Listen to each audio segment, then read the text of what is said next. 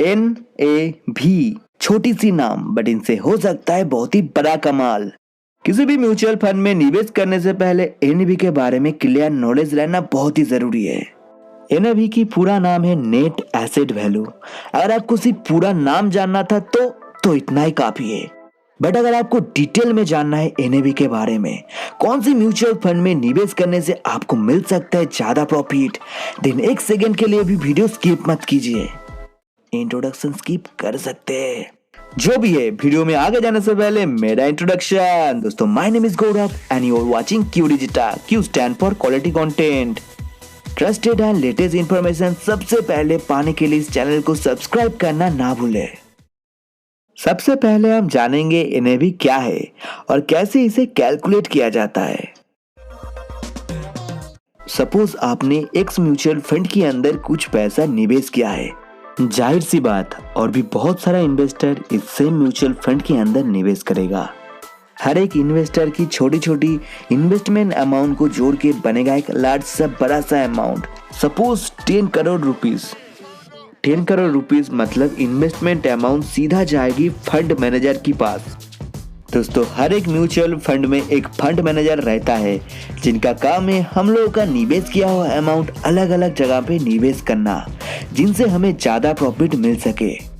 Fund manager investment amount की कुछ हिस्सा निवेश कर देता है शेयर मार्केट में, कुछ करता है प्रॉपर्टी में, कुछ करता है गवर्नमेंट बॉन्ड्स पे। ऐसे ही बहुत सारे अलग अलग जगह पे हम लोगों का निवेश किया हुआ अमाउंट फंड मैनेजर निवेश कर देता है, जिनसे हमें ज्यादा प्रॉफिट, ज्यादा रिटर्न मिल सके। तो इस इन्वेस्टमेंट से जो प्रॉफिट निकल के आएगा, अगर हम उस प्रॉफिट को टोटल इन्वेस्टमेंट अमाउंट के साथ जोड़ता हो तो हमें जो वैल्यू मिलता है वो है फंड की एसेट। तो हम कह सकते हैं asset equal to total investment amount plus total profit. पिछले एग्जाम्पल में हम सबने मिलकर निवेश किया था 10 करोड़ रुपीस। सपोज उस इन्वेस्टमेंट से 4 करोड़ प्रॉफिट मिला, तो इन हालत में एसेट बनेगा टोटल इन्वेस्टमेंट अमाउंट मतलब 10 करोड़ प्लस टोटल प्रॉफिट मतलब 4 करोड़। तो 10 करोड़ प्लस 4 करोड़ तो बन गया 14 करोड़ एसेट। बहुत ही सिंपल है फंड की एसेट कैलकुलेट करना। जो भी है, जो फंड चलाता है वो है फंड मैनेजर। सिंपल सी बात, मैनेजर के एक ऑफिस भी रहेगा और इस ऑफिस को चलाने के लिए कुछ खर्चा भी लगेगा। उन लोगों को अलग अलग तरह का टैक्स भी पे करना पड़ेगा। ऐसे ही बहुत सारा अलग अलग खर्चा है। एक फंड को चलाने के लिए जितना भी खर्चा है, अगर हम उस सभी को जोड़ता हूँ तो जो अमाउंट हमें मिलता है वो लायबिलिटीज की नाम से जाना जाता है। मतलब लायबिलिटी है फंड चलाने की टोटल खर्चा। सपोज हम सबने मिलकर जिस म्यूचुअल फंड में निवेश किया था, उस फंड को चलाने के लिए 10 लाख रुपया लगता है। मतलब उस फंड की लायबिलिटीज है 10 लाख रुपीस। दोस्तों, अगर हम एक शब्द में बोलूं तो लायबिलिटी है टोटल खर्चा एंड एसेट है टोटल इन्वेस्टमेंट प्लस प्रॉफिट। बहुत ही सिंपल चीज है। इतना तक हमने जान लिया है एसेट क्या है, लायबिलिटीज क्या है, कैसे उन लोगों को कैलकुलेट किया जाता है। दोस्तों, अगर आपको किसी भी चीज समझने में थोड़ा सा भी दिक्कत आ रहा है तो नीचे कमेंट कीजिए। आपकी कमेंट की रिप्लाई 100% मिलेगा। हमें एसेट भी पता है, लायबिलिटी भी पता है। इन दोनों का अंतर या डिफरेंस निकालिए। निकाला गया डिफरेंस को भाग कीजिए, डिवाइड कीजिए मौजूदा फंड की टोटल यूनिट के साथ, तो हमें जो राशि मिलेगा वही है फंड की NAV। तो मैथमेटिकली हम कह सकते हैं NAV equal to asset minus liability divided by total units. पिछले एग्जाम्पल में इन्वेस्टमेंट अमाउंट है 10 करोड़ रुपीस और प्रॉफिट है 4 करोड़ रुपीस। तो एसेट बनेगा 10 करोड़ प्लस 4 करोड़ रुपीस मतलब 14 करोड़ रुपीस। और इस फंड को चलाने के लिए खर्चा लगता है मतलब लायबिलिटीज है 10 लाख रुपीस। और एक इम्पोर्टेंट चीज, हर एक म्यूचुअल फंड में टोटल यूनिट अलग अलग रहता है। टोटल यूनिट कितना रहेगा ये पूरी तरह से निर्भर है म्यूचुअल फंड के ऊपर। मान लीजिए हम लोगों ने जिस म्यूचुअल फंड में निवेश किया था उनमें टोटल यूनिट है 1 करोड़। इन हालात में एक म्यूचुअल फंड की NAV क्या होगा? NAV निकालने की फॉर्मूला है asset minus liability divided by total units. यहाँ पे एसेट है 14 करोड़, लायबिलिटी है 10 लाख और टोटल यूनिट है 1 करोड़। इस इक्वेशन को कैलकुलेट करने से हमें मिलता है 13.9 रुपीज। तो दोस्तों इस मौजूदा म्यूचुअल फंड की NAV की प्राइस है 13.9 रुपीज। NAV हर रोज कैलकुलेट एंड पब्लिश किया जाता है म्यूचुअल फंड की द्वारा। तो दोस्तों NAV क्या है और कैसे उसे कैलकुलेट किया जाता है वो हमने जान लिया है। अब सेकंड पार्ट की बारी। इस पार्ट में हम जानेंगे कैसे NAV मदद करता है एक अच्छा म्यूचुअल फंड ढूंढने में। दोस्तों मुझे पता है वीडियो थोड़ा बड़ा बन रहा है क्योंकि डिटेल में मुझे एक्सप्लेन करना है आपसे। अगर आपको वीडियो अच्छा लग रहा है तो एक लाइक तो बनता है। आपकी लाइक से मुझे बहुत ही ज्यादा मोटिवेशन मिलता है। जो भी है दोस्तों, आप स्क्रीन की राइट साइड पे देख सकते हैं कि NAV ग्राफ है जिनमें NAV की प्राइस है 18 रुपीज और लेफ्ट साइड पे और एक दूसरा म्यूचुअल फंड की NAV ग्राफ आपको देखने को मिलता है जिनमें NAV की प्राइस है 241 रुपीज। दोस्तों आपको क्या लगता है कौन सी फंड से हमें मिल सकता है ज्यादा प्रॉफिट, लेफ्ट या राइट, 18 रुपए वाला या 241 रुपीज की फंड से?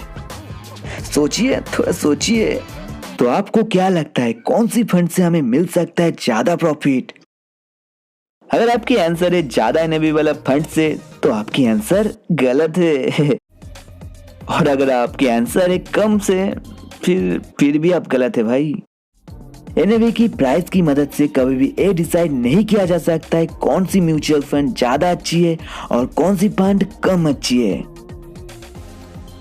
कभी भी दो म्यूचुअल फंड के अंदर प्राइस की कंपेयर नहीं करना चाहिए क्योंकि हर एक म्यूचुअल फंड में एसेट अलग है और यूनिट भी काफी अलग अलग रहता है।